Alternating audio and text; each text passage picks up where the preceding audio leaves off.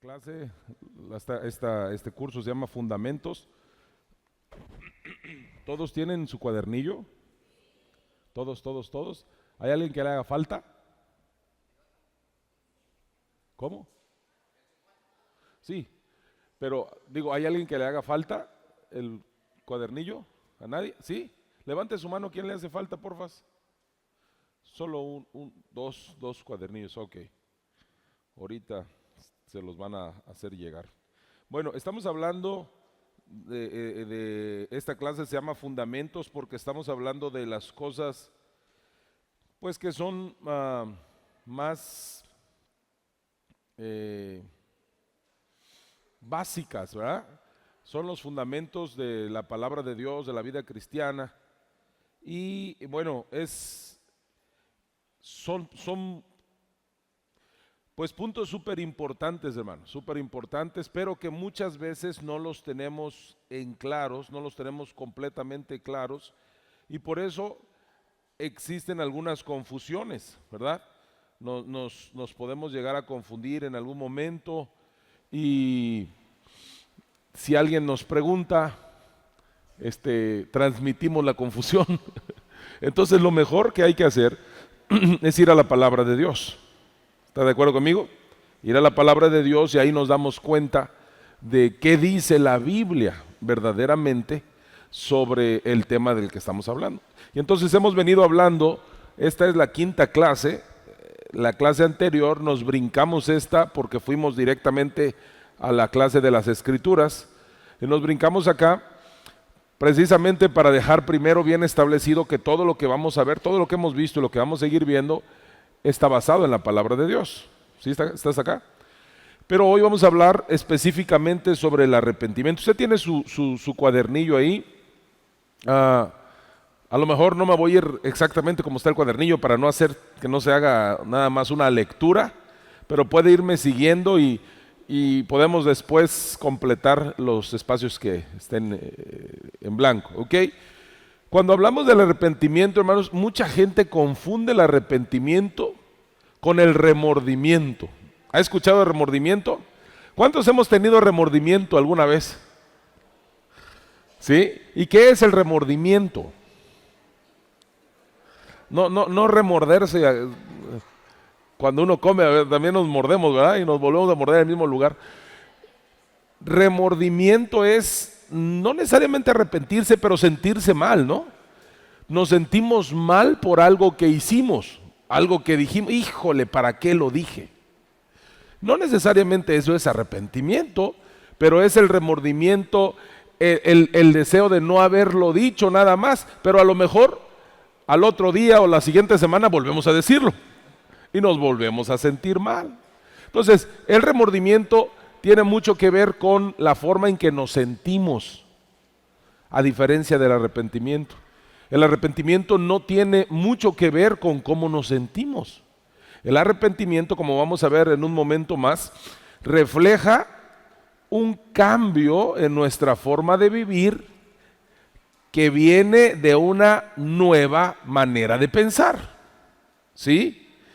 El remordimiento no. Y ahí es donde muchos cristianos incluso se equivocan, porque vamos a pensar que a alguien lo cachan haciendo algo que está mal. Y entonces llora y le pide y suplica y lagrimea y no. Ok, le dan otra oportunidad y ¿qué cree? Lo vuelve a hacer. Eso no indica que hubo un arrepentimiento genuino. Lo que indica es que hubo remordimiento. Se sintió mal por lo que hizo, porque lo cacharon tal vez, más que por lo que hizo, pero porque lo cacharon haciéndolo. Y entonces, como no es un arrepentimiento real, sino es un remordimiento, como es la conciencia. Mire, aquí no está en su lección, pero la Biblia enseña que nuestras conciencias nos pueden acusar, condenar. Nuestro propio corazón, nuestra propia conciencia nos condena. Porque Dios puso la conciencia en cada persona para distinguir el bien y el mal. Y no solo en los cristianos, hermanos, en cualquier persona. Todas las personas saben lo que está bien de lo que está mal. ¿Sí? Aún sin tener a Cristo. Claro, no lo que está bien y lo que está mal necesariamente bajo la opinión de Dios, pero sí saben, por ejemplo, que robar está mal. En todos los países robar es un delito. ¿Por qué? ¿Porque son cristianos? No. Porque hay una conciencia de que no debes de tomar las cosas de otras personas. ¿Sí está conmigo? Y tristemente muchas veces se le ha adjudicado ese lugar o esa función al Espíritu Santo. Y decimos, es que el Espíritu Santo me está haciendo sentir mal.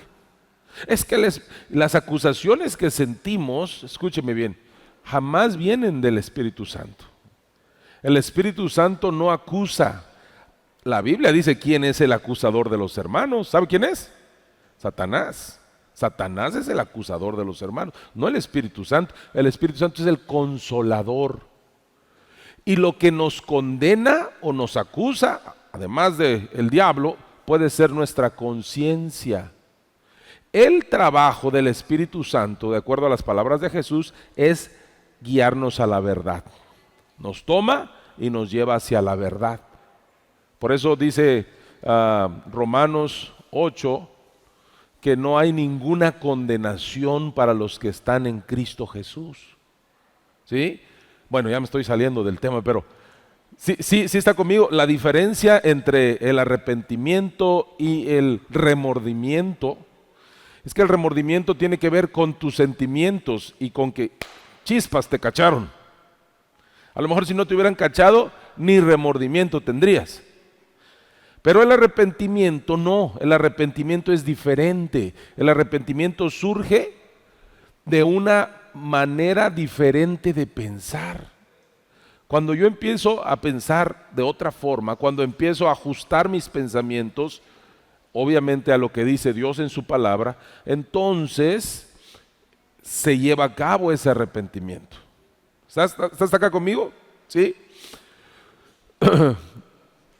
Mire en Marcos capítulo 1, vamos a ir a Marcos, abra su Biblia un momentito, vamos a ir a Marcos capítulo 1.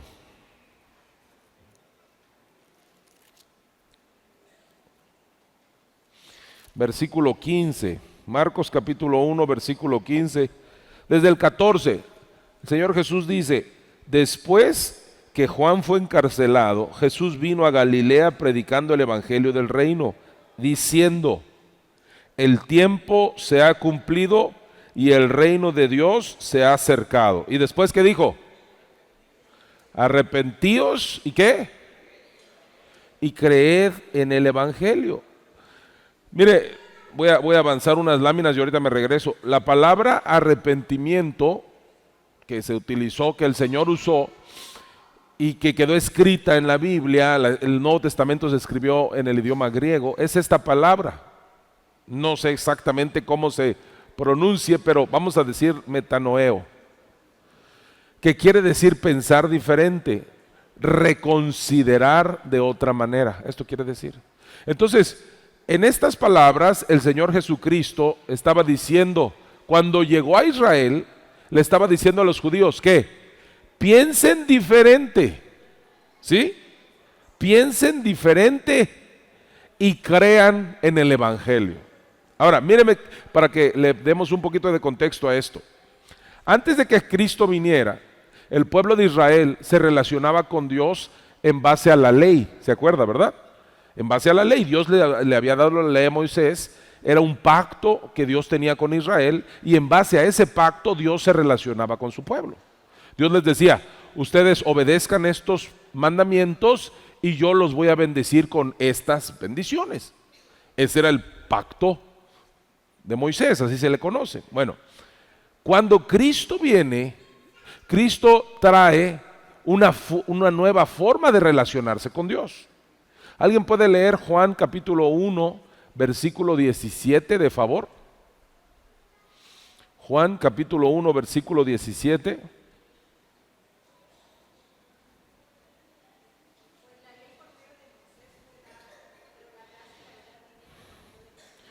Ahí dice muy claro que cuando Dios envió a Moisés, lo envió con la ley. ¿Se acuerda que él bajó en Éxodo 32 con las tablas de la ley en las manos?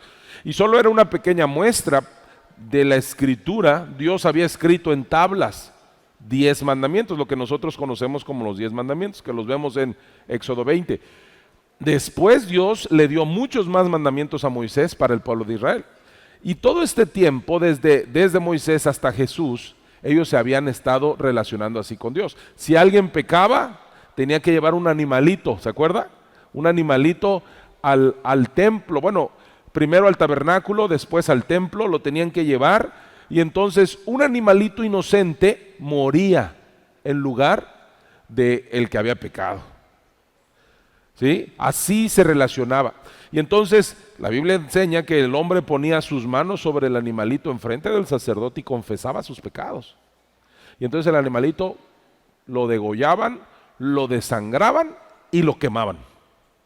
Mire. Y por el derramamiento de la sangre del animalito, Dios hacía a un lado los pecados de las personas. Solo los hacía a un lado. No desaparecían. Cuando Cristo viene, Él trae una nueva forma de relacionarse con Dios. Y eso es lo que está diciendo acá. Le está diciendo, el tiempo se ha cumplido y yo traje el reino de Dios a la tierra, les está diciendo. Por lo tanto, piensen diferente y crean en el Evangelio. ¿Qué es el Evangelio? La palabra Evangelio viene de una palabra que se utiliza solo en el Nuevo Testamento y en una otra fuente extrabíblica, que quiere decir buenas noticias. Y de hecho quiere decir noticias tan buenas que cuesta creer que sean ciertas. Imagínense, noticias que son tan buenas que cuesta creer que sean ciertas. Esa es la expresión original de evangelio. Entonces, cuando Jesús está acercándose y empieza su ministerio a los 30 años, le está diciendo al pueblo de Israel, hey, tienen que cambiar su forma de pensar a partir de ahora. Eso les está diciendo. Todo aquello que venían practicando de los sacrificios, de los rituales, de las ceremonias, ya se acabó y ahora yo he traído las buenas noticias. Más adelante en Juan 14, usted y yo sabemos Juan 14:6. ¿Qué dice Juan 14:6? ¿Qué dijo el Señor Jesucristo?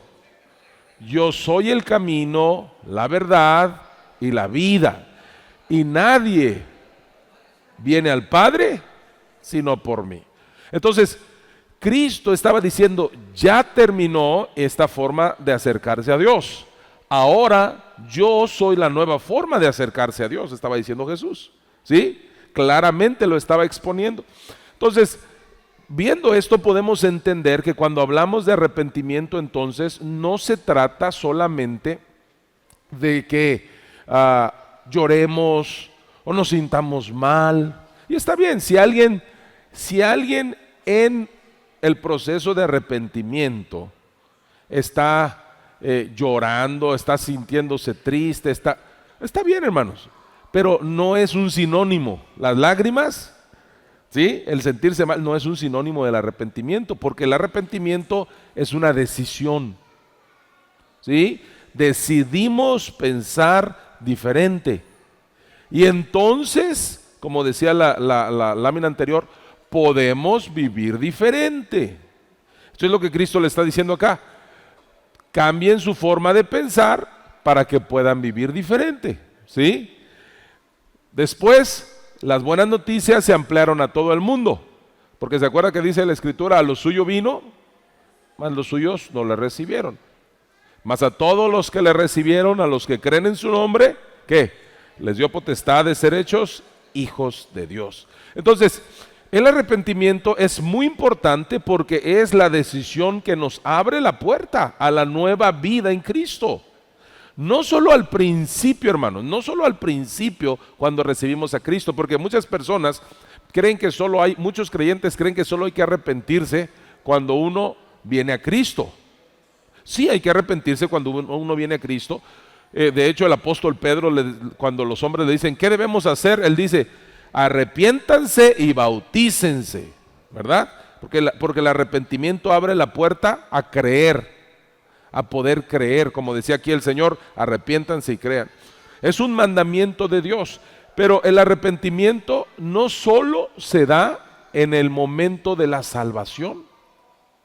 Muchas personas creen perdón, que solo es para este momento. Sí es cierto, hay que hacerlo. ¿Por qué? Porque antes, sin Cristo, yo pensaba que mis buenas obras, mi religión, no sé, mi familia, mi tradición, mi iglesia, lo que fuera, me salvaba. Tengo que cambiar mi forma de pensar para reconocer el Evangelio, igual que como Cristo les dijo aquí. Lo mismo. Tengo que dejar a un lado eso y entender que delante de Dios, dice Isaías, todas mis obras buenas, ¿se acuerda como que son? Como trapos de inmundicia, como toallas sanitarias, toallas femeninas usadas. Así. Imagínense, ¿usted presumiría de algo así? Nadie presumiría una toalla femenina usada. Mira, qué bonita, qué parejita, ¿verdad? No. Pero ¿sabe qué? Así hacíamos, ¿verdad? Ay, gracias, hermana. Así hacíamos. Presumíamos nuestras buenas obras pensando que por eso Dios nos iba a aceptar, íbamos a ganar puntos con Dios. Bueno, ahora, cuando nos brilla la luz del Evangelio, nos damos cuenta, híjole, pues ¿en qué estaba pensando? Bueno, no pasa nada, ahí estábamos todos, ¿sí? Perdón, entonces en ese momento tuvimos que arrepentirnos para creer. Pero escúcheme por favor, un cristiano necesita seguir arrepintiéndose continuamente, porque arrepentirse es cambiar su forma de pensar. A veces, por ejemplo, tenemos ideas que no podemos encontrar en la Biblia. Tenemos ideas que nos las dijeron nuestros papás, las dijo un pastor, las oímos en internet, las vimos en enlace, en cualquier otro lado, pero jamás la hemos visto escrita en la Biblia, en su contexto adecuado. Y así vivimos y repetimos. Ni la hoja de un árbol se mueve si no es la voluntad de Dios. ¿En serio? Muéstrame. No está. Entonces, repetimos cosas así. Y entonces ahí es donde los cristianos tenemos que arrepentirnos. Porque acuérdense qué significa arrepentimiento. Dijimos, arrepentimiento significa pensar diferente. Pues un cristiano tiene que pensar diferente. Abraza tu enfermedad, dicen algunos. Abraza la enfermedad porque Dios te quiere mostrar algo a través de la enfermedad. ¿De verdad? Muéstrame. No está. Entonces, ¿pero qué es lo que sí dice la Biblia? Si yo voy, el apóstol Pedro en su primera carta dice que por su llaga fuimos todos sanados. Y en el libro de Hechos, capítulo 3, ¿se acuerdan que llega a la puerta del templo y ve a un hombre inválido, ahí minusválido, que no inválido? ¿Y qué dice? Lo que tengo, te doy. ¿Qué tenía? ¿Qué le dio? Sanidad. Tenía sanidad entonces. Él sí creía que tenía sanidad. Por eso le dice, lo que tengo te doy. En el nombre de Jesucristo, ponte de pie. Y se para el hombre, ¿recuerdan? Entonces, si yo he estado pensando que necesito abrazar mi enfermedad, que Cristo me la envió porque me quiere enseñar, pero no es lo que dice la Biblia, entonces yo tengo que cambiar, reconsiderar, pensar de otra manera. ¿Cuál otra manera? Pues la manera de Dios, ¿verdad? No la manera de una religión, no la manera de una iglesia, no la manera de un pastor, la opinión de Dios. ¿Dónde está la opinión de Dios? Su palabra. ¿Está conmigo hasta acá? No, es que Dios me quiere mantener así, bien pobrecito, porque ahí bien pobrecito siempre le voy a estar clamando a Dios. Muéstreme. No está otra vez. Y la razón por la que no está es porque Cristo dice en la Biblia, y ahí choca mucha gente, mire. Mire el choque en su mente nada más, no me lo exprese. Dice, hablando de dinero, dice el Señor en su palabra, que Cristo siendo pobre se hizo rico, pero siendo rico se hizo pobre, para que nosotros con su pobreza fuésemos enriquecidos. No, los cristianos no. Bueno, ¿quiere que le muestre la Biblia? Pero ¿cómo? No puede ser. Bueno, hay que decidir a quién le voy a hacer caso. ¿Sí? ¿Está conmigo? Ahora, esta prosperidad, déjame ponerle entre paréntesis, no es que de un día a otro, no es que, ¡pum!, automáticamente ya. No, no, no. Hay muchas leyes y muchos principios espirituales que hay que seguir para ver a la larga esa prosperidad de nuestra vida. ¿Está bien? ¿Está conmigo? Ese es el balance. Hay que trabajar, ¿sí? Hay que dar a los pobres, hay que sembrar en la obra de Dios, hay que hacer muchas cosas, ser generosos, ¿sí? Hay que cambiar nuestro interés, que deje de estar en la cartera y esté en el Señor y en sus propósitos. Entonces hay muchos principios espirituales, pero es una realidad. Pero ¿qué pasa con muchos cristianos? No es cierto, no es cierto. ¿Por qué? Porque de repente aparecen predicadores diciendo, no, ese es el evangelio de la prosperidad y de la salud. Claro, hermanos, el evangelio representa prosperidad y salud. No a la manera mundana, a la manera de Dios. ¿Está conmigo? Si alguien me dice a mí, es que tú eres un predicador de la prosperidad, un predicador del movimiento de fe. Claro que sí, porque ¿sabe qué? Eso dice la Biblia, pero a la manera de Dios, con los principios de Dios, con los principios bíblicos establecidos aquí en su palabra. O el evangelio es un evangelio lleno de enfermedad, de pobreza, de desgracia, de malas noticias, de depresión, de tristeza, de problemas, de angustias. ¿Eso es lo que Dios preparó para nosotros?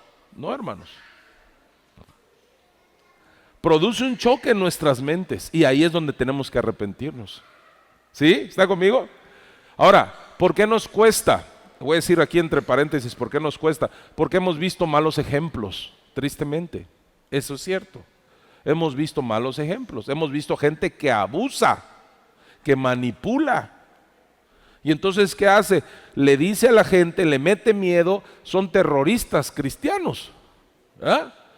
Terroristas religiosos que usando la palabra de Dios espantan a la gente y se aprovechan de ellos, ¿no? Y aparecen aún en la tele diciendo, si tú pactas con Dios y mandas tu dinero en los próximos 12 minutos, Dios te va a dar un milagro. Y ya se cumplieron los 12 minutos y no se llegó a la meta. Y entonces dicen, Dios me dijo que otros 12 minutos más te va a dar chance. Manipulación. ¿Y qué hacemos entonces? Nos alejamos de la manipulación y surgen muchas opiniones en contra. Y está bien, es cierto, eso está mal. Pero las malas prácticas de algunos predicadores, hermanos, no anulan la verdad de la palabra de Dios. ¿Está conmigo? No lo anula.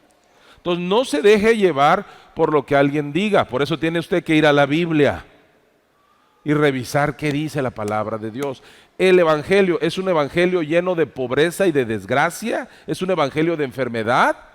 Porque eso parece que a veces muchos cristianos quisieran abrazar. No, es un evangelio de salvación, de sanidad, de prosperidad, de paz, de gozo, de amor. Ese es el evangelio que está en la Biblia, ¿sí? Así que nuestra base y nuestro criterio no son los predicadores, es la palabra de Dios. Usted ni siquiera tiene que creerme a mí. Usted haría mal de creerme a mí sin consultar lo que dice la Biblia. Pero ¿sabe qué pasa? Que muchos cristianos solamente es más fácil sentarse a escuchar que alguien enseñe a pasar tiempo en la palabra de Dios, revisando, a ver, ¿lo que dijeron es cierto o no es cierto? Usted necesita hacerlo. Eso hacían los hermanos de Berea con el apóstol Pablo. Si lo hicieron con Pablo, hermano, lo tienen que hacer con cualquier predicador, ¿verdad? Entonces, ¿necesitamos o no arrepentirnos de muchas cosas? Por supuesto, y arrepentirnos no quiere decir que estamos necesariamente viviendo en pecado, porque la gente piensa eso. No todo es pecado.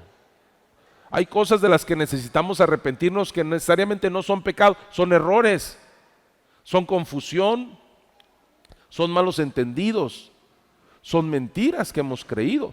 Y tenemos que dejar esas opiniones y venir a la palabra de Dios y pensar diferente. ¿Hasta aquí está conmigo?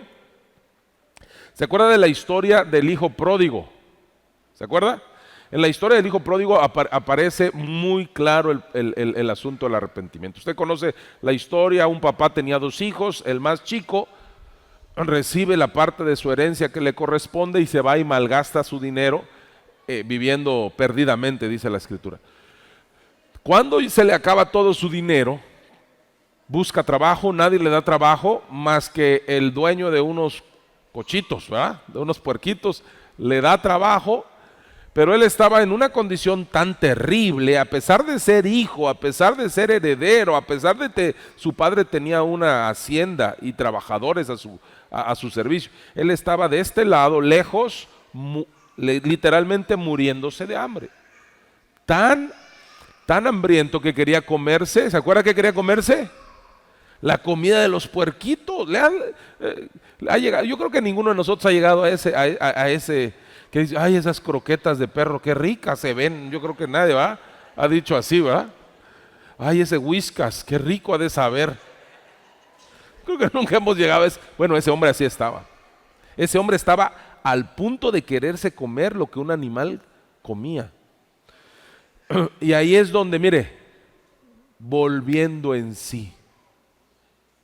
¿Qué fue lo que empezó a pensar distinto a como había venido pensando? ¿Cómo había venido pensando? Había venido pensando que la vida hay que vivirla y la vida solo es una y hay que vivir la vida loca, ¿verdad? Como pensamos a veces.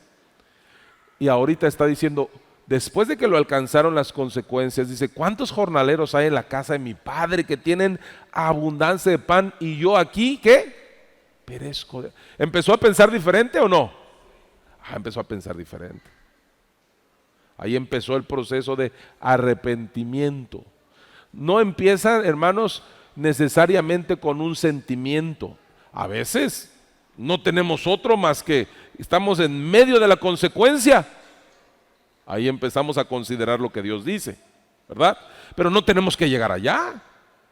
Podemos hacerlo también en tiempos de paz.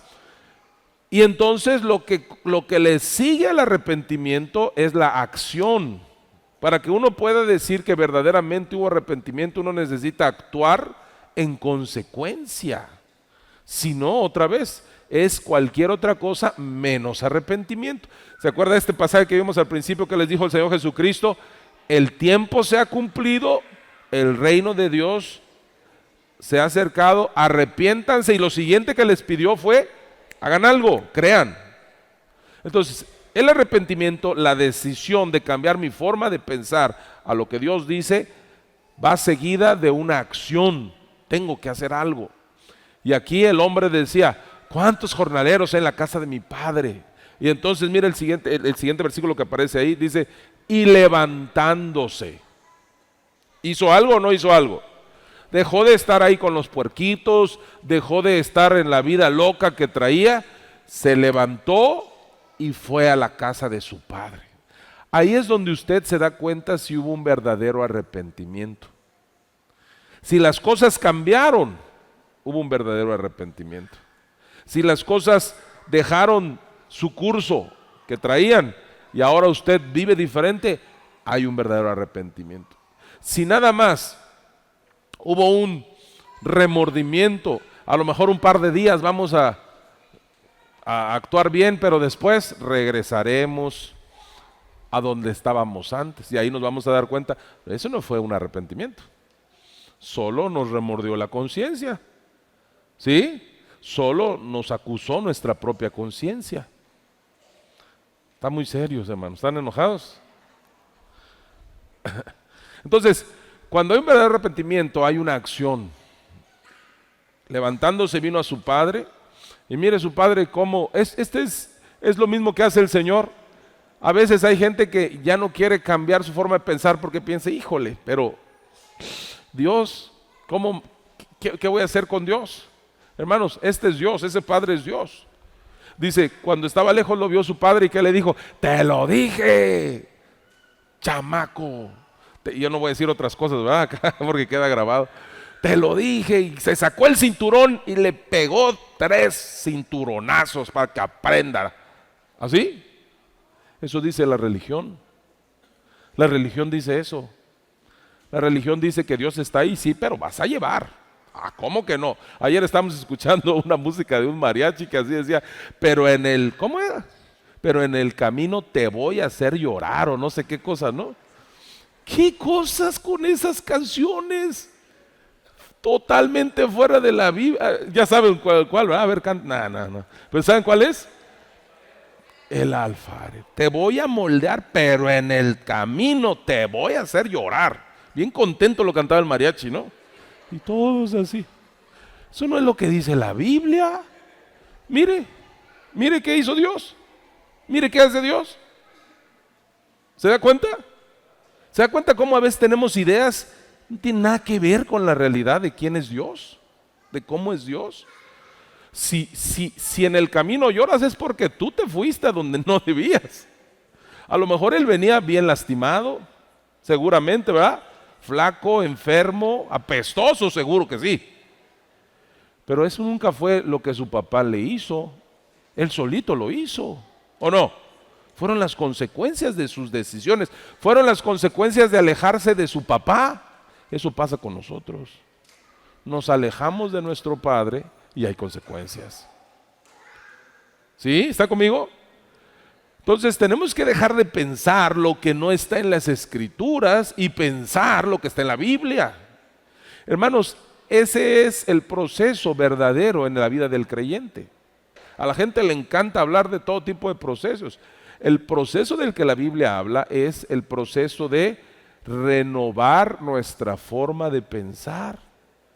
Y dice Romanos 2, el apóstol Pablo escribe y dice, no se amolden al mundo actual, sino sean transformados por medio de la renovación de su mente. ¿Sabe quién está escribiendo esto? Alguien que lo experimentó. Dice la Biblia que Pablo, hermanos, Pablo era un asesino serial. Pablo mataba cristianos. ¿Se acuerda? Pablo presumía de sus logros. Traía todas sus medallas aquí para que todos vieran el rango que tenía.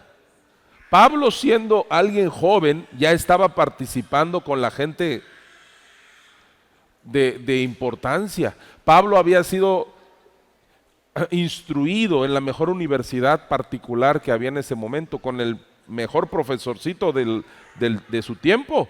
Tomó clases particulares. Tenía todo, tenía lana, tenía cultura, tenía conocimiento, tenía de todo tenía. Cuando conoce a Cristo, ¿se acuerda? En el camino a Damasco, se da cuenta que todo lo que él consideraba importante no era nada. Y entonces Jesús se le aparece y le dice, ¿por qué me persigues? ¿Por qué me persigues? ¿Quién eres, Señor? Yo soy Jesús, a quien tú persigues. Y dice la Biblia que después de que se quedó 3 días ciego, llegó Ananías a orar por él para que se le cayera la ceguera, ¿verdad? Las escamas de sus ojos. Se fue 3 años a Arabia.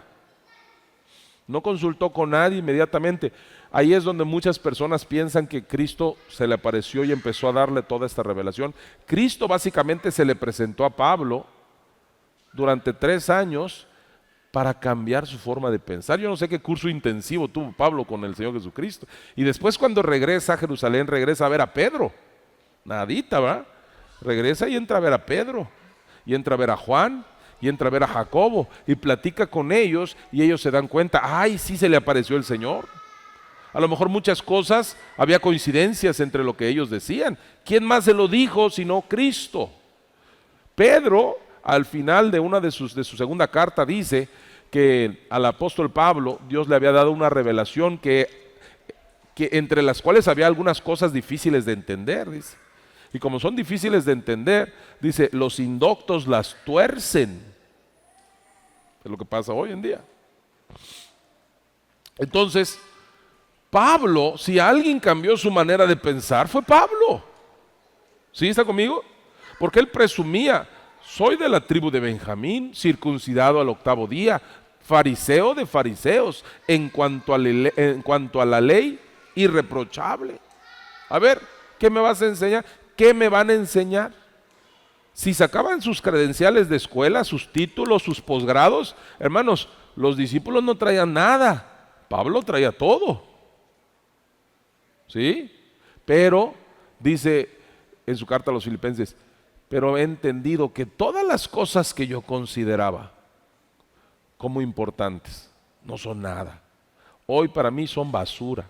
Y el original dice estiércol. Para no decir palabrotas, ¿va? Así dice Pablo, hermanos, búsquelo. Dice el original, para mí todo eso es estiércol, dice, lo que yo consideraba importante. Y dice, ¿por qué? Porque ahora para mí lo importante es conocer a Jesús. ¿Cambió o no cambió su manera de pensar? Absolutamente, absolutamente, ¿sí? Y entonces él, bajo la dirección del Espíritu Santo, escribe estas palabras: no se amolden al mundo actual, sino sean transformados mediante la renovación de su mente. Porque él lo estaba experimentando, no había acabado. Él dijo, no que ya sea perfecto, pero voy en esa dirección. Somos perfectos en el espíritu, pero en las otras partes de nuestro ser, alma y cuerpo, no somos perfectos. Pero dice Pablo, no que sea perfecto ya, pero una cosa hago, dice, olvidando ciertamente lo que queda atrás y extendiéndome hacia la meta, al premio del supremo llamamiento en Cristo Jesús. ¿Sí? ¿Está conmigo? Y eso lo había hecho, lo estaba haciendo, y por eso estaba animando a los hermanos a hacerlo. Así, solo cuando uno hace eso, se puede comprobar la voluntad de Dios. Todo el mundo quiere, Señor, yo quiero tu voluntad. Dios dice, ¿cómo no? Con mucho gusto, hijo. Hay que hacer algo muy sencillo: cambiar tu forma de pensar. No, yo la quiero así nada más. No se puede. ¿Por qué? Porque los principios, las reglas del juego las pone Dios. ¿Está conmigo? Todo el mundo ora por la voluntad de Dios en su vida, porque le gusta ver que la buena voluntad de Dios es agradable y perfecta. Es buena, agradable y perfecta. Claro que sí, pero hay una condición para experimentar esa buena voluntad de Dios. Y si no se cumple la condición, no se recibe el resultado. ¿Está conmigo? ¿Cuál es la condición? Tienes que ir de rodillas de aquí hasta... No tienes que hacer nada de eso. Tienes que salir y darle de comer. No. Tienes que memorizarte. No. Tienes que cambiar la forma en que piensas. Tienes que reemplazar lo que pensabas antes por lo que Dios dice en su palabra. ¿Me estoy explicando, hermanos? ¿Está conmigo? Así, cuando uno entra en ese proceso de renovación, empieza a experimentar la buena, agradable y perfecta voluntad de Dios. Antes no. Entonces la gente quiere, Señor, yo quiero, mire, mucha gente quiere ser sana de la noche a la mañana, pero jamás le ha dedicado 5 minutos a pensar en la sanidad que Cristo compró en la cruz. Y piensa que solamente por una oración que haga, Dios tiene la obligación. Hermanos, no funcionan así las cosas. Dios no es mago, ni Santa Claus para pedirle deseos, ¿no? Ni el genio de la lámpara, ni nada de eso. Dios es poderoso. Amén. Pero hay cosas que tienen un principio que hay que seguir. Entonces la gente que jamás ha dedicado 5 minutos a estudiar, a cambiar su forma de pensar sobre la enfermedad, por ejemplo, jamás ha dedicado, y de repente quiere ver la sanidad inmediata en su cuerpo y no pasa, dice, no, es que sale por otro lado, es que tal vez Dios así me quiere, es que Dios tal vez me mandó eso. No, ¿sabe cómo se llama eso? Se llama faltar a tu responsabilidad.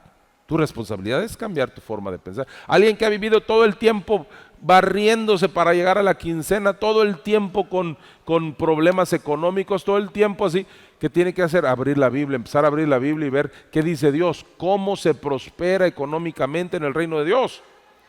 Bueno, lo primero que hay que hacer, hay que dar. Ay, no, ¿cómo voy a dar si no tengo? Pues no tienes porque no das. No, pero no, yo no puedo. Así no, Señor. Ah, ¿y tú qué crees? Que Dios va a... Por favor, hijito, por favor. No. Hermanos, nosotros necesitamos a Dios. ¿Está conmigo? ¿Me está explicando? Entonces, ¿quién tiene que cambiar su forma de pensar? Yo tengo que confiar. Dios dice, dad y se os dará. Medida buena, abundante, remecida y rebosando darán en vuestro regazo. Entonces yo doy primero. Dice la Biblia, el que da a los pobres, a Jehová presta. Echa tu pan sobre las aguas, que al cabo de muchos días regresarán a ti. Hermanos, hay tantas instrucciones. Ay, no, yo quiero que Dios me dé primero. No funciona así. ¿Está conmigo? Por eso los cristianos necesitamos vivir continuamente arrepintiéndonos. Ya está entendiendo, arrepentimiento no es que vivo en pecado y tengo, arrepiéntete. No, pero, sí, arrepiéntete, pero de la forma en que piensas. ¿Sí está? Ahora, le voy a decir, el único arrepentimiento del que usted es responsable es del de usted mismo. No ande tratando de ser el árbitro o el juez o el calificador del arrepentimiento de los demás. Ya ves, igualito, de nada te sirve ir a la iglesia. No le codeen a nadie ahí, por favor. Te lo dije, de vicio vas ahí, ¿para qué? ¿Para qué vas? Mira, eres igual. Usted ocúpese de usted mismo. Amén. ¿De qué nos tenemos que ocupar? De nosotros. Yo cambio mi forma de pensar y empiezo a ver diferencias en mi vida. Algunos puntos para recordar antes de que terminemos. Arrepentirse no es sentir remordimiento entonces por lo que hice. Número 2, es imposible. Diga conmigo, imposible. Una vida nueva sin una nueva manera de pensar. Eso lo vemos desde que recibimos a Cristo, ¿verdad? Si yo confío que Jesucristo murió en la cruz por mis pecados, para darme salvación y vida eterna, ahí empieza una nueva vida. Lo mismo acá, ahora que ya tengo a Cristo, tengo que cambiar mi forma de pensar. Número 3, primero pensamos diferente y luego vivimos diferente. Pero mucha gente quiere, como decíamos hace rato, respuestas inmediatas a sus oraciones sin haber cambiado su forma de pensar, sin hacer la parte que le corresponde. No pasa eso, hermano. Eso no sucede. Hay que salir de esa mentira. Las cosas no suceden así. Y número 4, el arrepentimiento trae beneficios a nuestra vida. ¿Vamos bien hasta acá? ¿Alguien tiene alguna pregunta que quiera hacer como en 10 segundos? No es cierto. ¿Alguien tiene alguna pregunta? ¿Nadie? ¿Está más o menos claro el arrepentimiento, de qué se trata? ¿Usted cree que necesitamos entonces arrepentirnos? ¿Sí o no? Sí, necesitamos arrepentirnos. Y entienda, no es, cuando un cristiano se arrepiente, no necesariamente es que está viviendo en pecado. Puede estar viviendo en confusión. Puede estar viviendo en una enseñanza incorrecta, equivocada. Puede estar, no sé, viviendo una tradición nada más, dice Marcos 7:13, creo. A ver, busca alguien Marcos 7:13. Con esto termino. Creo que no está en su lección. Marcos 7:13 dice, invalidando la palabra de Dios con vuestra tradición que habéis transmitido. Mire cómo se invalida la palabra de Dios por las tradiciones muchas veces. Aquí te esperaré, gracias, ok. Ahorita llego. Sí, invalidamos la palabra de Dios pensando cualquier otra cosa que no sea ella. Ahí está, gracias. Limitamos con nuestros propios pensamientos, limitamos a Dios. Aunque Dios quiere, y usted pensaría que usted también quiere. Pero si de verdad se da cuenta y si de verdad quiere, vamos a empezar a cambiar nuestra forma de pensar hacia lo que Dios opina en su palabra. Amén. Bueno, ¿no hay preguntas entonces? ¿Queda claro? Si alguien llegó tarde o quiere volver a verlo, está en la tenemos un canal de YouTube que se llama Gracia y Verdad Tuxtla TGZ, Gracia y Verdad TGZ en YouTube. Ahí quedan guardadas las lecciones. Puede darle otra vez para repetir y ahí puede salir de cualquier duda. Ok. Bueno, hermanos, Dios los bendiga. Gracias.